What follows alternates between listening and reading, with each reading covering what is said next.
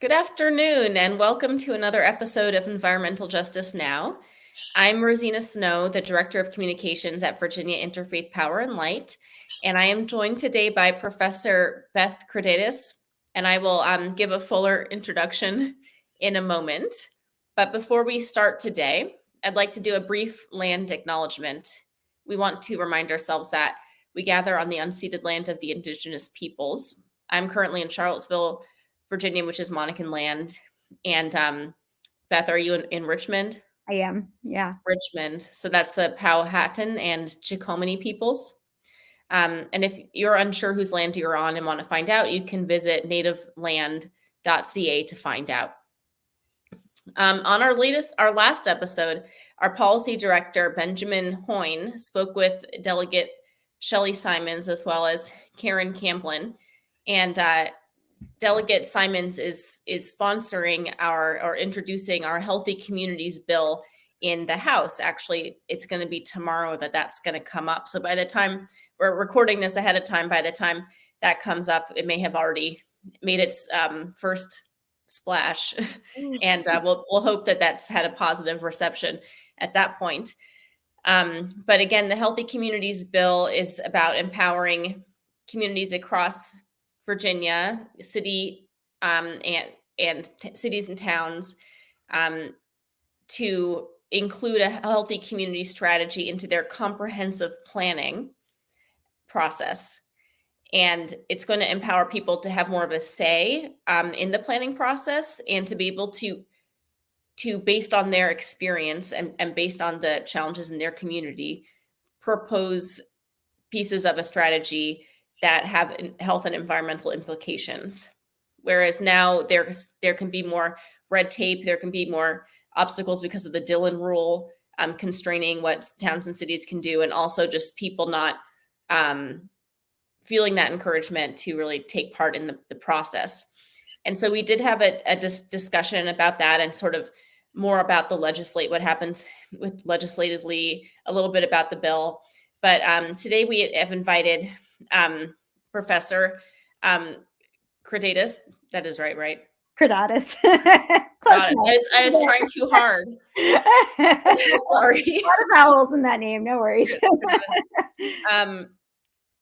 Because, I'll give you an intro. So Professor Kreydatus is a general education faculty member at VCU and a resident of Henrico since 2007. She's volunteered with a lot of Virginia climate and environmental justice advocacy groups. And in particular, she serves as the recording secretary for Concerned Citizens of Charles City County, C5, an environmental justice group that successfully stopped the construction of 2 gas plants in that rural minority county. Wow. Good work. Thanks. That's a big accomplishment. When was that? I think that they were proposed in 2019, or we learned of them in 2019, and I'll share a little more about this later on. And it took us about 3 years before we shut them down. So that's a big accomplishment. All right, for the past year and a half, she's worked with a coalition of groups in Henrico, especially the Henrico Conservation Action Network and the Green Teens with a Z, to advocate for the adoption of a climate action plan in her county. And I read something that I think was written by you that was in the Richmond Times Dispatch? Yeah. That included a video that showed some of the Green Teens going up to speak to that. But we invited you because we want to get more into comprehensive planning. That's probably not something people think of immediately. The first couple things people think of when they think of climate change or environmental justice, because it's getting more into sort of nuts and bolts and into policy and weeds, but that's where so many decisions get made. So we wanted to hear from someone who really knows about that process. Maybe since we already brought it up, would you mind talking a little bit more about the organizing that went into that, the gas plants, just because that gives a little background as to, building community power, empowering people to have a say in what is planned for their communities? Yeah, I'm happy to tell that story. It does have a happy ending, but it's for me and for residents of Charles City. It really started in 2019. In 2019, we learned really only because we had a friend at the DEQ who was paying really careful attention, that there were 2 gas plants proposed for the community, for Charles City County. And if they were both approved, they would have made Charles City County the site of the 5th largest concentration of gas powered electricity, the production of electricity in the country. These were enormous. Oh, I know they were just simply enormous facilities. They were merchant gas plants, so they weren't through Dominion, they weren't through a utility, and they had entirely flown under the radar. And so they received. This is an example of when citizens are not really carefully involved in comprehensive planning or zoning decisions. There was pretty much no community input into the decision to fully permit both of these gas plants. And so by the time we learned of the 2 projects, like they were already kind of in the final stages of permitting. And there wasn't really a lot residents. I mean, there were things obviously that we could and did do, but it was really hard after it got out of the local government to stop these projects. And so it took us like 3 years of like, I can't even describe how many hours of work, especially, I'm not a Charles City resident. The people who lived in Charles City who had to organize their neighbors, they were like up all the time, like getting petitions signed and asking, weeding through really confusing policy documents and things that, I mean, we're all just volunteers. It was a ton of work, and it would have been much easier for the community if there had been mechanisms in place to make sure people were involved in the decision making in the first place, that there was more community input into that decision. But fortunately, I mean, after like we're still an organization now. We're still doing a lot of work. There's unfortunately there's a mega landfill in Charles City County, and we're also working to advance economic opportunity in Charles City. So there's still work to be done there, but it was a happy ending. Both of the gas plants ultimately like sort of bowed to both community pressures and market forces and like pulled out of Charles City. So but yeah, a good example of how important it is to have citizen engagement and local, like kind of the boring local zoning decision-making conversations turn out to be really, really important. So, right. Yeah, because you want other communities to be able to save themselves the 3 years of organizing and work and grief. And I imagine that in many communities, they never find out. No one tips them off, and then they end up with this irreversible, polluting infrastructure where they are. Yeah, absolutely. Yeah. So did that lead you into your involvement with the Henrico Comprehensive Plan? Yeah, I mean, that's basically the backstory. So I have spent like the past, what is it now, like 4 or 5 years, like just being really concerned about environmental justice issues and wanting to advance better local environmental policy. And I realized as we were like sort of moving towards success in Charles City that I had always felt a little bit uncertain about like I'm not a concerned citizen of Charles City. I am, their secretary, but like I am a citizen of Henrico. So I started to try to look to see what I could do here in Henrico. And so in the summer of 2022, I realized that Henrico was in the process of developing their comprehensive plan. It's called Henrico Next. So if residents are from Henrico on this call, like I would encourage you to check it out. And I reached out and I asked if Henrico County had plans to do a greenhouse gas emissions inventory, like to just measure what kinds of climate impacts our county is having, and also to look to see if we were going to do what's called a vulnerability assessment, which is just a kind of an evaluation of how our what procedures are put into place to make sure that citizens in the county are safe. As I mean, we know all sorts of both fast moving and slow moving environmental disasters are occurring because of climate change. And it's just really important to have a plan to make sure that like folks aren't facing flooding or extreme heat without protection.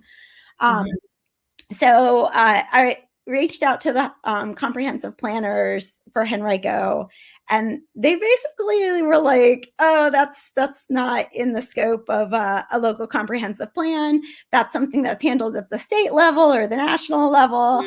And then I was like, "Okay, this isn't the last you're going to hear from me." So, since 2022, I've been working with a lot of my neighbors to try and advocate for Henrico to have officially to agree to do a climate plan, which we would really like to see that inform a comprehensive plan. Yeah. How often does a comprehensive plan get made? Oh, that's a good question. I mean, it's infrequently. I think it's like every like decade or even more. I think we're still working with a plan that was written in like 2000 or something like that for Henrico. Wow. And the one that we're developing, it's called Henrico 2045. So it's like a plan that's meant to carry us through 2045. Wow. So it has a long reach, and it's really important that it's informed by like climate science. It's that it's equitable, that it's a real community document. So. Yeah. It seems like I've been hearing about ones in places kind of happening now. I don't know if it's how staggered it is in different cities and towns, or if there's a little bit of a groundswell based on the census, or who knows. But it seems like at that frequency, it would be good for residents to at least kind of know when their next one is coming up. Yeah. And to be both part of that process, like I think to ask to be part of that process, but really communities need to reach out to their citizens and invite them to be part of the process, which of course, as far as I can tell, like Henrico probably is a good example. Like they definitely say that that's a core value.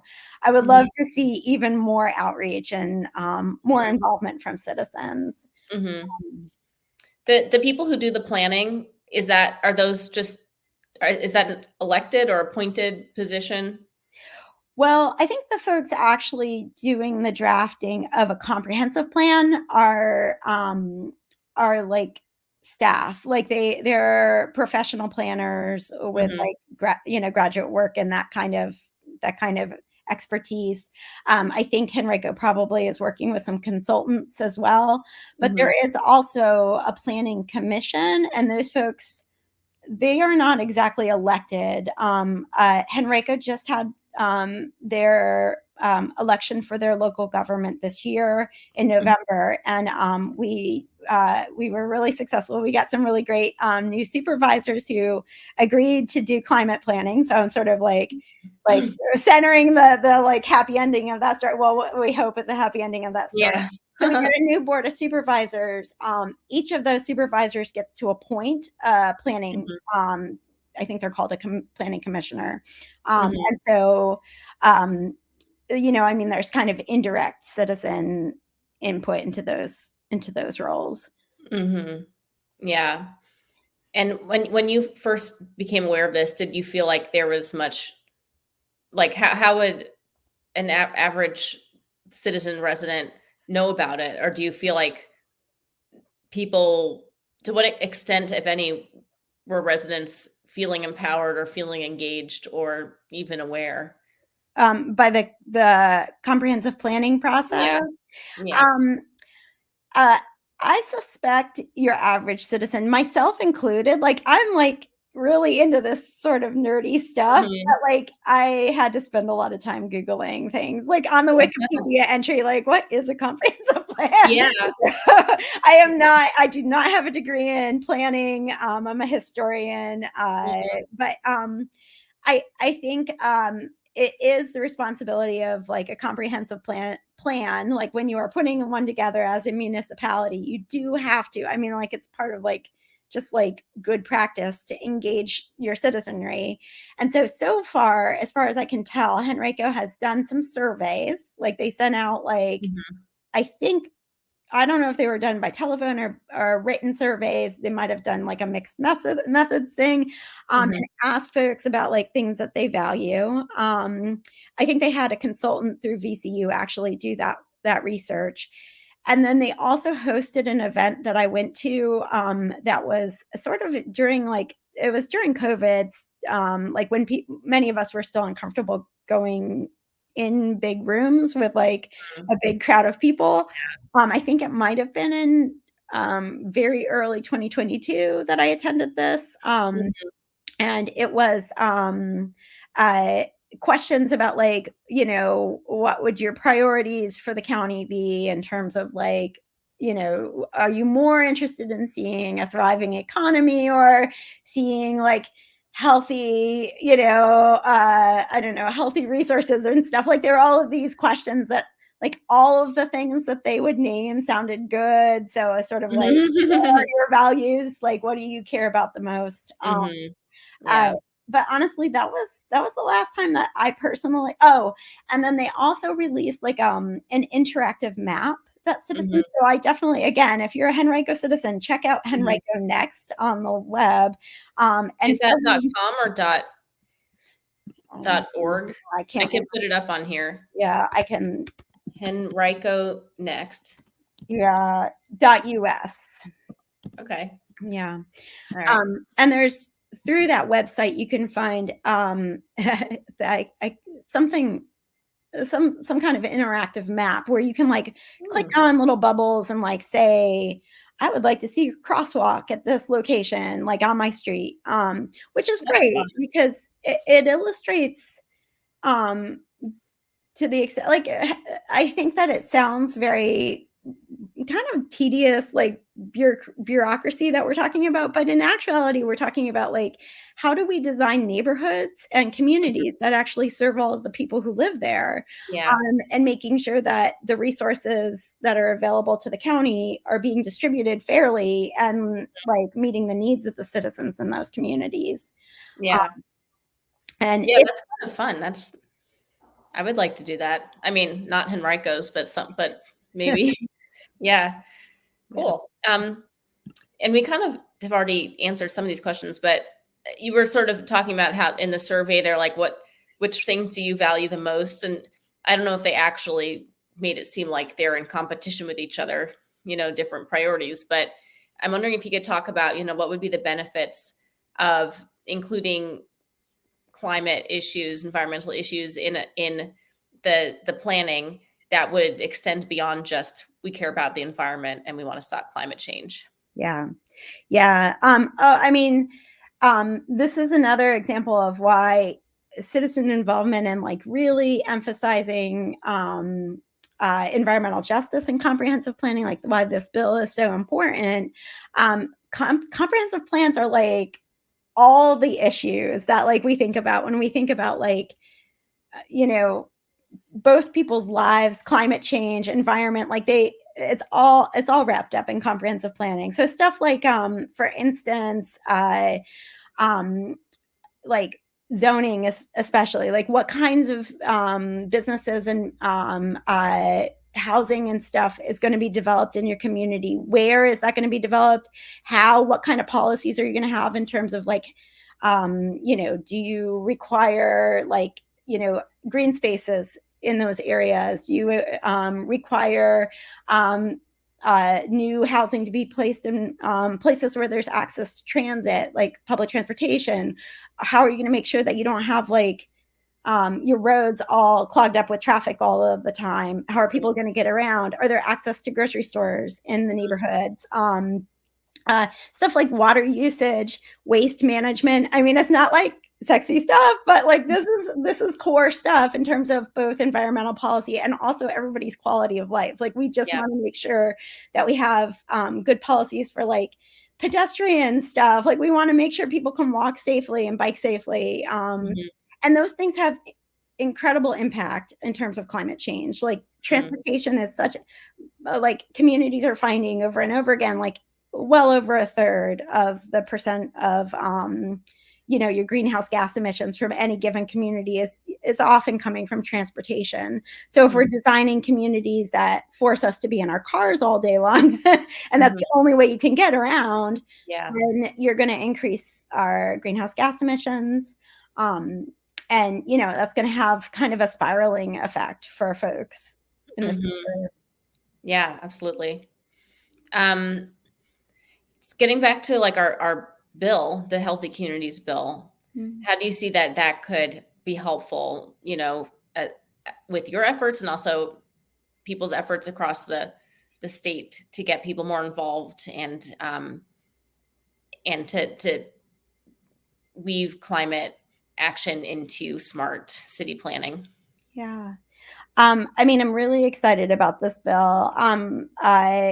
I looked at some of the language in the bill, and it said that it would both create strategies to reduce health risks and also promote civic engagement in neighborhoods with major sources of pollution or hazardous waste. And speaking as a person who's mostly familiar with Henrico, Eastern Henrico has been the site of a medical sterilization facility that is been found to be like it's emitting ethylene oxide, which is a carcinogen and a real cause of concern for all of the like communities that live within like airborne proximity of that. And right up the street is Darbytown Power Station, a couple of landfills, an airport. And also the Henrico Water Reclamation Facility. They just settled a lawsuit in the past year or so because since 2016, they've spewed 66 million gallons of raw sewage into the James. So this is a concentrated cluster of like pollution that we just keep seeing. Sort of almost like the policy making is, well, we've already zoned the bad stuff here, so let's just keep doing that. And then folks who live in those communities don't have the resources or, their property values often have been like devalued because of all of that. If you're putting sewage into the river, it's not contained to one area. Right. So this is bad for everybody. I mean, this is something that we definitely need to make sure that the folks who are in these communities really have not just a seat at the table, but like that they are driving the priorities in terms of comprehensive planning for the county in the future.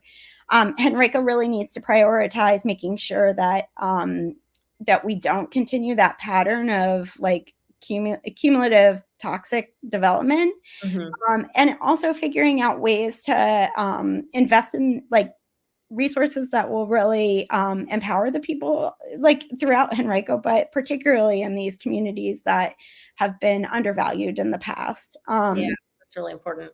Yeah, and this bill seems to be the full intent of it, is to make sure that we're thinking about how we can reverse those patterns of disinvestment and really make sure that the way we do zoning in the future corrects for the mistakes we've been making.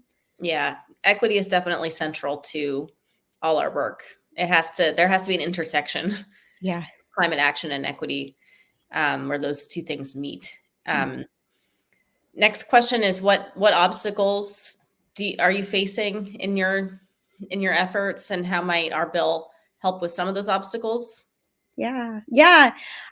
Well, I guess first I'll start with the good news. I'm really excited about the coming year. I mentioned earlier that we just had an election that 3 of our new 5 Henrico supervisors that were elected came in promising to do climate planning. But in the past year or so, as we've been working to advocate for climate planning here in Henrico, we've learned that a climate plan, which is the like thing that we're really asking for, it doesn't have the same weight as a comprehensive plan. Like something about the Dillon rule and stuff like that. Like a comprehensive plan is like the legal binding document. And so this bill really would make it more likely that Henrico could develop a comprehensive plan that would take into climate into account. And also all of those issues that we were just talking about, like the things that you need for a healthy community and an equitable community, those things would be lifted up if we had a comprehensive plan that was more expansive. It wasn't just about like, okay, how do we let developers develop? It's also about how do we make sure that communities get what they need and that we design communities fairly and sustainably. And so I think that's one of the things I'm really excited about this bill. And, I think I'm always concerned if we, here in Henrico, if we get a climate plan that's just like, we're going to try our best to make it. We have all agreed that we would like to cut emissions in half by 2050. Yes, but the comprehensive plan actually kind of makes it harder for us to wriggle out. Yeah, exactly. That's really important to know. I'm glad you said that. So how can people get involved? If they live in Henrico, get involved with you, and then also just in general. Yeah. I warmly welcome folks to reach out to me. Kreydatus is not a common last name, so I'm sure you can find me. And I would also encourage folks to join Henrico Conservation Action Network. We're working closely with that organization to advocate for a healthy climate and a healthy environment for Henrico. In particular, they're looking right now at concerns about the expansion of data centers into Henrico, which would also have a very significant impact on thinking about like a greenhouse gas emissions inventory. Like we'll skyrocket in terms of our greenhouse gas emissions if we don't handle that issue very carefully. And so I would love for folks on the call to pay attention to that issue, whether you live in Henrico or whatever locality. They're coming everywhere in Virginia. And then I would definitely encourage folks to, contact your legislators and tell them that you want to see the Healthy Communities Bill. It's really important that we make sure that the systems we have in place they seem very bureaucratic and like, comprehensive planning isn't the sort of thing I think that usually fires people up and gets them to call their legislators, but this is the thing that will impact like everything about your community. So it's worth making sure that we have a process that does this right. Yeah. And if you subscribe to our newsletter, Virginia, I'll just put our website up here because there's a little button right there that invites you to join the newsletter. We send out action alerts that are specific to your district. So if we know that your representative is on the subcommittee that this has to pass out of tomorrow, for instance, then we'll send you an action alert and you can just like click and send an email. So we make it really easy for you. So that's one way to kind of get onboarded into advocacy that we can help with. But thanks. Those are all great suggestions. If I can add one last one, I know it's so important, of course, to contact your legislators, especially your state legislators, because like they're like kind of local and they're more accessible. But even more local is your board of supervisor. If you live in a city, I guess it's your city councilor. But these are folks that do not have a huge constituency. So if you reach out to them and you say you're worried about like environmental justice concerns, like they don't get them. I mean, they get a lot of emails. Your input has a lot of weight. Yes. You're well worth the time. Yes. So I would definitely encourage you to figure out who your board of supervisor or your city councilor is and make it a practice to reach out to them about the things you care about. Wow. Thank you. Well, thank you so much for your time. I think I learned a lot, and I'm sure that those watching did as well. And I wish you well in your work, and we'll continue to work together. And it seems like there's exciting things in the horizon, thanks to all the work that has been done in the past. So thank you very much. Thank you. It's been a delight. I appreciate it. All right.